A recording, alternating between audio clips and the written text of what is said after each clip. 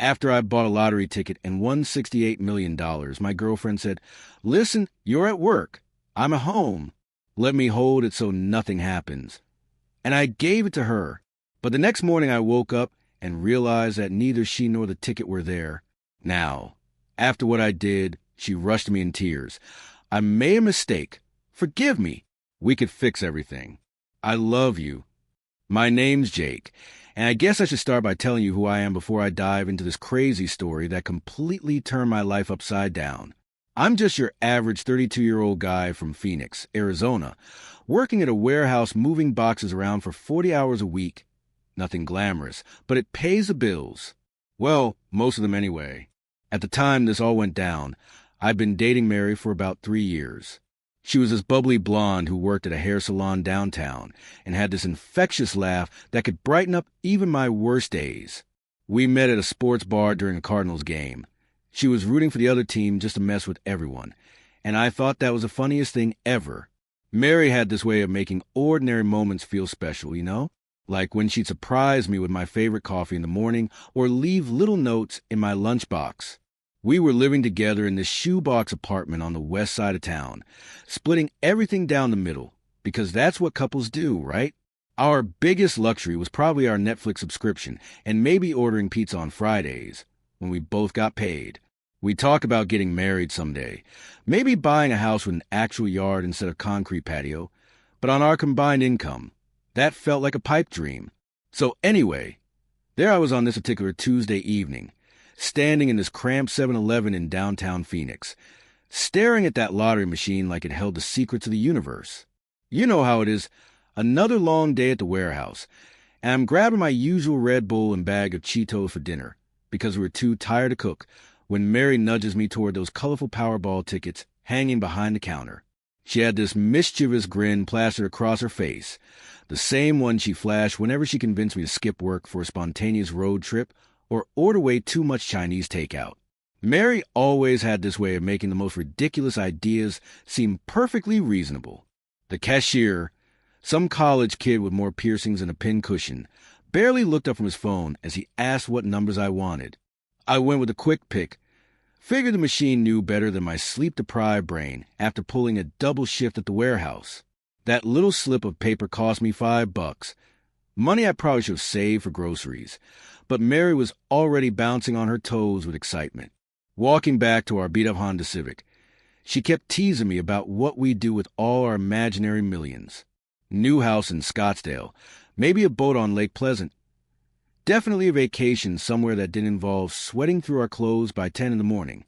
We laughed about a whole drive home to our tiny apartment, where the AC barely worked, and the neighbors upstairs sounded like they were training for American Ninja Warrior at 2 in the morning. That Wednesday evening rolled around like any other. We were sprawled on our second-hand couch, sharing a frozen pizza and watching some mindless reality show about people building tiny houses. Mary had completely forgotten about the ticket until the lottery numbers started flashing across the screen during a commercial break. I wasn't even paying attention at first, just mindlessly scrolling through my phone, checking Instagram stories of people living way better lives than mine. But something made me look up. Maybe it was the way Mary suddenly went completely silent, or how she grabbed the remote and cranked up the volume so loud our downstairs neighbor probably heard every number. The first number matched, then the second. By the third matching number, my heart was doing this weird flutter thing like when you miss a step going downstairs. Fourth number matched. Fifth number matched. The Powerball number appeared on screen, and I swear time just stopped. Mary was gripping my arm so tight, I probably had bruises the next day, and we both stared at that crumpled ticket in my hand like it might disappear if we blinked too hard. $68 million. That's what the jackpot was worth. I've never been a religious guy, but I'm pretty sure I said every prayer my grandmother ever taught me in about 30 seconds. Mary started crying. Not sad crying, but that overwhelming happy crying that happens when your brain can't process what just happened. We must have checked those numbers 15 times, comparing them to the ticket, then to the TV, then back to the ticket again. The whole thing felt surreal, like we were living in someone else's life. Here we were, two people who counted every dollar and bought generic cereal to save money, suddenly holding a piece of paper worth more than most people see in multiple lifetimes. Mary kept repeating that we'd never have to worry about money again, never have to choose between paying rent or fixing the car. That night, we barely slept. We just laid there in bed, whispering about all the possibilities. Mary wanted to quit her job at the salon immediately, maybe go back to school and get that degree in graphic design she'd always talked about. I was thinking more practically. Pay off our debts first, maybe buy a decent car that wouldn't leave us stranded on the freeway. But the thing that kept coming up in our conversation was how this would change everything between us. We'd been together for 3 years, living paycheck to paycheck, and sometimes that stress created tension. Arguments about spending $20 on takeout when we had ramen at home. Fights about whose turn it was to pick up extra shifts to cover bills. All of that would just disappear. Mary rolled over and looked me straight in the eyes, her face lit up by the glow from our ancient alarm clock. She whispered about how we were meant to be together forever now, how this was like the universe giving us a sign. In that moment, with her warm against me and that winning ticket sitting on our nightstand, I believed every word. I thought we'd beaten the odds in every possible way. Looking back now, I realized that was the last night I truly trusted anyone completely. The last night I went to sleep thinking I knew exactly who was lying next to me. Because everything that happened next taught me that $68 million doesn't just change your bank account. It reveals who people really are underneath all the promises and sweet words. The next morning hit different, you know? Like when you wake up and for a split second you forget something huge happened. Then reality smacks you in the face. I rolled over and saw that winning ticket sitting on our nightstand next to Mary's phone charger and her half-empty water bottle, and it all came flooding back. We were millionaires. Well, we would be once we claimed it. Mary was already up, making coffee in our tiny kitchen, humming some song I didn't recognize. She seemed way more relaxed than I felt. My stomach was doing backflips thinking about all the things that could go wrong. What if we lost the ticket? What if there was some mistake? What if the lottery commission found some loophole to screw us over? I've always been a worrier in our relationship, and $68 million gave me plenty to worry about. I carefully folded the ticket and slipped it into my wallet, right behind my driver's license where I could feel it every time I reached for my cards. Mary noticed immediately and gave me this look like I was being paranoid. She said I was acting like someone was going to break into our apartment just to steal a piece of paper, which honestly didn't seem that crazy to me anymore. That whole day at work was torture. I kept checking my wallet every 20 minutes, making sure the ticket was still there. My supervisor kept asking why I was so distracted. Normally I could stack boxes on autopilot, but I kept losing count and having to start over. Every time my phone buzzed, I panicked, thinking it might be Mary calling with bad news, but it was just the usual stuff, memes, complaints about difficult customers at the salon. When I got home that evening, Mary was sitting on our couch with this serious expression I wasn't used to seeing. She patted the cushion next to her, and I could tell she'd been thinking about something all day. She started talking about how we needed to be smart about this whole situation, how we couldn't just go around telling everyone we'd won the lottery, because people would start treating us differently. Then she hit me with the thing I should have seen coming, but somehow didn't. She said it didn't make sense for me to be carrying the ticket around at work all day, especially doing manual labor where things could fall out of pockets or get damaged. What if I was lifting something heavy and my wallet fell out? What if someone saw me checking it constantly and got suspicious? Her logic made perfect sense, the way Mary's ideas always did. She worked indoors at the salon, mostly just standing behind a chair cutting hair. Her purse stayed locked in the employee break room, and she never really moved around much during the day. Plus, she said, we were in this together now. We were basically family, and families trusted each other with everything. I hesitated for maybe 30 seconds. Tops. Looking back, those might have been the most important 30 seconds of my entire life. And I completely blew it. But Mary was sitting there looking at me with those big blue eyes, talking about trust and partnership, and how this money was going to be the foundation of our future together. She even joked about how she'd probably take better care of it than I would since I lose my keys at least twice a week. So I pulled out my wallet and handed over that little slip of paper that was worth more than everything I'd ever owned combined. Mary held it carefully, like it was made of glass, and promised she'd keep it safe. She folded it up and put it in the small zippered pocket inside her purse, the one she used for important stuff like her birth certificate and Social Security card. That night, for the first time since we'd won, I actually slept pretty well. Mary was curled up next to me, and knowing the ticket was safely tucked away in her purse on the dresser gave me this weird sense of relief. I trusted her completely, more than I'd ever trusted anyone in my life. We'd been through broke times together, stressful times, and she'd never given me any reason to doubt her. We spent the whole next day making plans. Mary had already researched financial advisors and tax attorneys online, printing out articles about lottery winners who'd managed their money well versus the ones who'd lost everything within 5 years. She was being so responsible about the whole thing, more organized than I'd ever seen her about anything. We talked about claiming the money together, holding one of those giant checks like you see in commercials, maybe even doing a local news interview. Mary suggested we wait a couple weeks before claiming it, just to get our ducks in a row and figure out exactly how we wanted to handle everything. She said it would be romantic, our first major life decision as a soon-to-be wealthy couple. Looking back, I realized that second night was probably the last time I felt completely secure about anything. Mary seemed so happy, so excited about our future, and I was already picturing us shopping for engagement rings without having to worry about the price tag. I fell asleep thinking about how lucky I was, not just because of the lottery, but because I had someone I could trust with my entire future. Thursday morning started like any other day, except it didn't. I woke up around 6:30 like always, reached over to hit snooze on my phone, and noticed Mary's side of the bed was empty. Not unusual. She sometimes got up early to do yoga or grab coffee with her co-worker Jessica before their shift started. The shower wasn't running though, and I couldn't hear any movement in the kitchen. I stumbled out to the living room, expecting to find her on the couch scrolling through Instagram with her morning coffee, but the apartment was completely silent. Her purse wasn't on the dresser, where she always left it. Her car keys were gone from the little bowl by the front door. That's when the first tiny alarm bell started ringing in my head, but I pushed it down. Mary was probably just running errands or something.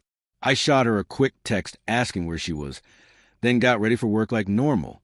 By the time I was walking out the door, she still hadn't responded, which was weird because Mary was usually glued to her phone. But I figured maybe she was getting her nails done or had an early appointment at the salon. Sometimes her schedule changed without much notice.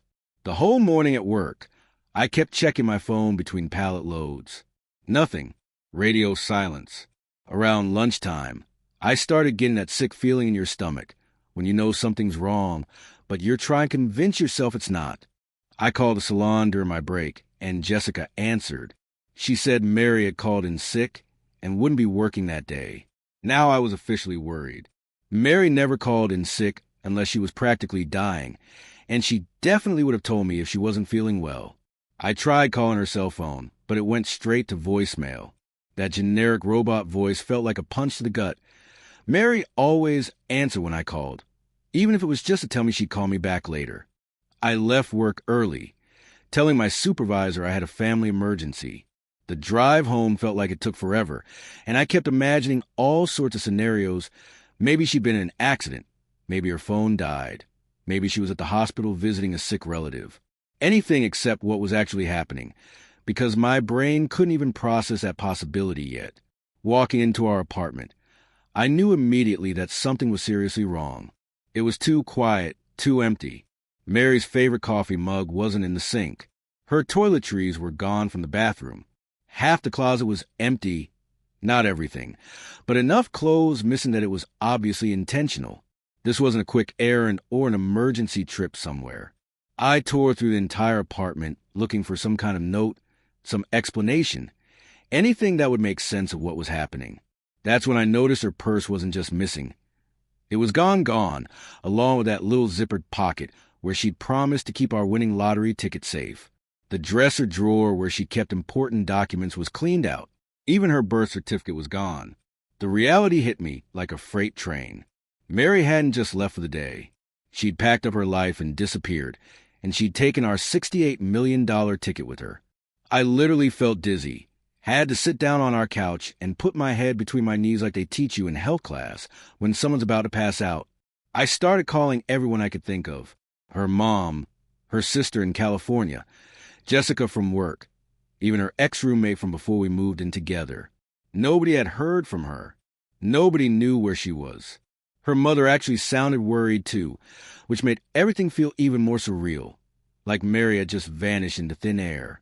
That night was the longest night of my life. I sat on our couch staring at my phone, willing it to ring, refreshing her social media accounts every 5 minutes, hoping for some sign of life. Nothing. Her Instagram, Facebook, Snapchat, everything had gone dark. It was like Mary had never existed, except for all her stuff that was now missing from our apartment. By Friday morning, I had to face the truth I'd been avoiding. This wasn't some misunderstanding or family emergency. Mary had planned this. She'd waited until I was at work, packed up her most important belongings, and left with the one thing that could change both our lives forever. The woman I'd trusted with my entire future had stolen it and disappeared without even having the decency to leave a goodbye note. I called in sick to work and spent the day driving around Phoenix, checking all the places Mary liked to go, her favorite coffee shop, the Target where she always bought her makeup, even the park where we had our first picnic. Nothing. It was like she'd been erased from the city entirely. Every hour that passed made it more obvious that this wasn't some impulsive decision. This was calculated, planned, deliberate. The worst part wasn't even losing the money, as crazy as that sounds. It was realizing that the person I thought I knew better than anyone had been capable of something like this. 3 years of sleeping next to someone, making plans with them, trusting them with everything, and apparently I hadn't known them at all. That betrayal cut deeper than any financial loss ever could. Saturday morning, I was sitting in my empty apartment, staring at the wall and feeling sorry for myself, when something inside me just snapped. Maybe it was anger, maybe it was stupidity, but I decided I wasn't going down without a fight. Mary might have thought she was clever, disappearing with my ticket, but she'd made one crucial mistake. That ticket was legally mine, and I had proof. I drove straight to the Phoenix Police Department downtown, walked up to the front desk, and tried to explain my situation to this tired-looking officer who probably thought I was having some kind of mental breakdown. Here's this random guy claiming his girlfriend stole a $68 million lottery ticket. I'm sure they hear crazy stories like that every week from people having relationship drama. The officer took my report, but he was brutally honest with me. Since I'd voluntarily given Mary the ticket, it wasn't technically theft in the legal sense. She hadn't broken into my house or mugged me. I'd handed it over willingly. He suggested I contact a civil attorney because this was more of a contract dispute than a criminal matter. Great. So now I needed a lawyer I definitely couldn't afford. But here's where I got lucky for the second time in a week. I remembered my buddy Mike from high school had become some kind of legal assistant after community college. I hadn't talked to him in years, but desperate times and all that. Mike listened to my whole story and said he knew an attorney who might take the case on contingency. Basically, she'd only get paid if we won. Attorney Sarah Martinez was a sharp, no-nonsense woman in her 40s who specialized in civil litigation. When I walked into her office that Monday morning and laid out the whole situation, she didn't laugh or roll her eyes like I expected. Instead, she started taking notes and asking detailed questions about everything. When I bought the ticket, who was with me, what store I bought it from, how I paid for it. That's when I realized I actually had more proof than I'd thought. I'd paid for the ticket with my debit card, so there was a bank record with the exact time and amount. The 7-Eleven had security cameras, and they typically kept footage for at least 30 days. I had the receipt from buying my Red Bull and Cheetos at the same transaction. Sarah seemed genuinely optimistic about our chances. The next few weeks were like playing detective with my own life. Sarah's team pulled security footage from the store, and you could clearly see me purchasing the lottery ticket. We got bank records showing the $5 debit charge to Arizona Lottery on my account. We even tracked down the college kid who'd sold me the ticket. Turns out he remembered the transaction because Mary had been joking around about what we'd do if we won. Meanwhile, Sarah hired a private investigator to find Mary. It took less than a week. Apparently, she wasn't as good at disappearing as she thought. She'd gone back to her hometown of Tucson and was staying with some guy she'd apparently been talking to behind my back. The PI said she'd already contacted the lottery commission about claiming the prize, but hadn't actually done it yet. That's when Sarah moved fast. She filed an injunction to prevent anyone from claiming the prize until our case was resolved. The lottery commission had to freeze everything until a judge could sort out who the rightful owner was. I felt this huge surge of relief knowing that even if Mary tried to cash in the ticket, she'd be blocked until we had our day in court. Mary finally resurfaced when she got served with legal papers. She hired her own attorney. Apparently, this new boyfriend had some money and was funding her legal defense. Her strategy was exactly what I expected. We'd been a couple. We bought the ticket together as a team. She had just as much right to the winnings as I did. But Sarah had anticipated this argument and prepared accordingly.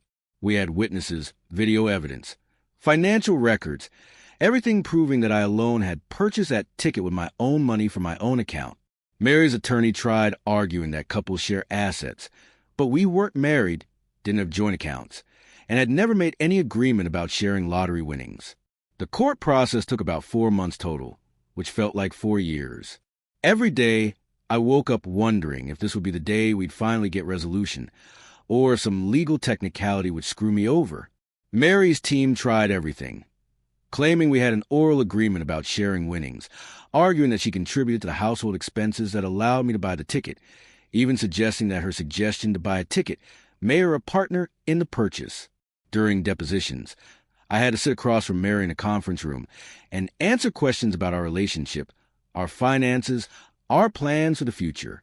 It was surreal seeing her there in a business suit, looking like a stranger, with her attorney whispering in her ear. This was the same woman who used to steal my hoodies and leave me cute notes in my lunchbox. The breakthrough came when Sarah's team discovered that Mary hadn't been as impulsive as I thought. Phone records showed she'd been in contact with that Tucson guy before she disappeared. Apparently, they'd reconnected on Facebook and had been secretly messaging each other. She'd even started researching lottery procedures and legal requirements just days after we won, while she was still pretending to be excited about our future together. This wasn't some panicked decision. She'd been calculating her exit strategy while lying next to me in bed every night. The judge's decision came down on a Tuesday morning in November, almost 6 months after I bought that life-changing ticket. I was sitting in the courthouse next to Sarah, trying not to throw up from nerves, when Judge Williams called our case. You know that moment in movies where everything goes silent and you can only hear your heartbeat? That's exactly what happened when he started reading his ruling. Judge Williams went through all the evidence methodically. The security footage, the bank records, the witness testimony from the 7-Eleven cashier. He acknowledged Mary's argument that couples often share financial decisions and assets, but pointed out that we weren't married and had no legal partnership agreement. When he said the words, "I hereby rule in favor of the plaintiff Jake Morrison," I swear I almost fell off my chair. The ticket legally belonged to me. The lottery commission could release the funds. After months of legal limbo, I was finally getting my life back. Sarah squeezed my shoulder and whispered congratulations. But honestly, I was too stunned to feel much of anything yet. Mary's reaction was exactly what you'd expect. She started crying immediately, then got angry, then tried to make eye contact with me across the courtroom like she was hoping for some kind of last-minute reconciliation. Her attorney filed an immediate appeal, but Sarah explained that was just a delaying tactic. The evidence was overwhelming, and appeals courts rarely overturn decisions as clear-cut. The next few weeks were a whirlwind of paperwork and financial meetings. The lottery commission had been holding the jackpot in escrow, so once the legal hold was lifted, I could finally claim my prize. I chose a lump sum payout, which after taxes came to about $42 million. Not the full $68 million, but still more money than I could spend in several lifetimes. Sarah's firm took their contingency fee, which was totally fair considering they'd saved my entire future. I paid off every debt I had: credit cards, my beat-up Honda, even my student loans from the 2 semesters of community college I'd tried years earlier. For the first time in my adult life, I had a zero balance on everything and more money in my bank account than some small countries have in their budgets. But the moment that really stayed with me happened right after we left courthouse that final day. Mary was waiting by the parking garage, and when she saw me walking with Sarah, she approached us. Her eyes were red from crying, and she looked like she hadn't been sleeping well. She started talking fast, saying she made a terrible mistake, that she'd been scared and confused and hadn't thought it through. She said she still loved me, that we could work this out, that $42 million was enough for both of us to live comfortably forever. She grabbed my arm and begged me to remember all the good times we'd had together, all our plans for the future. For just a second, looking at her face, I almost remembered why I'd fallen for her in the first place. But then I thought about those nights I'd spent alone in our apartment, wondering if I'd ever see her again. I thought about the months of legal battles, the stress, the way she betrayed every promise we'd ever made to each other. I thought about how she'd planned this whole thing while lying next to me in bed, pretending to share my excitement about our future together. I didn't say anything cruel or dramatic.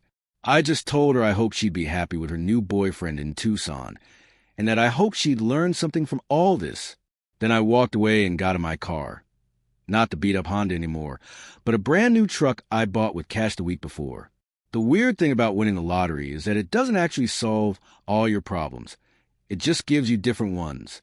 I moved out of Phoenix to a small town in Colorado where nobody knew my story. I bought a modest house with a view of the mountains, nothing too flashy. I set up investments and charitable donations, hired a financial advisor who specializes in lottery winners. Most days, I barely think about Mary anymore. When I do, it's not with anger or sadness, just a strange gratitude. She taught me the most expensive lesson I'll ever learn, that you can't truly know someone until you see how they act when serious money is involved. $42 million was a steep price for that wisdom, but honestly, it might have been worth every penny. Sometimes, I wonder what would have happened if I'd just kept that ticket in my own wallet. Would Mary and I still be together? Would we have been happy? Would the money have changed us in different ways? But those are the kind of what-if questions that'll drive you crazy if you let them. I've got a good life now, and I sleep just fine knowing that every dollar in my bank account is honestly mine. So that's my story, Reddit. 3 years later, I'm doing great. I volunteer a local animal shelter, travel when I want to, and haven't had to check my bank balance before buying groceries even once. The lawsuit cost me almost 6 months of stress and legal fees, but it was worth it to learn who I could really trust. Sometimes the universe gives you exactly what you need, even when it's not what you thought you wanted. Thanks for listening to my crazy lottery story. I know it sounds like something out of a movie, but I swear every word of it actually happened. Let me know in the comments what you think. Would you have fought for the ticket like I did? Or would you have just let it go? If this story entertained you or taught you something about trust and relationships, please hit that like button and subscribe to the channel. Your support means everything and helps me keep sharing these real-life stories with you all. Thanks again, and I'll see you in the next one.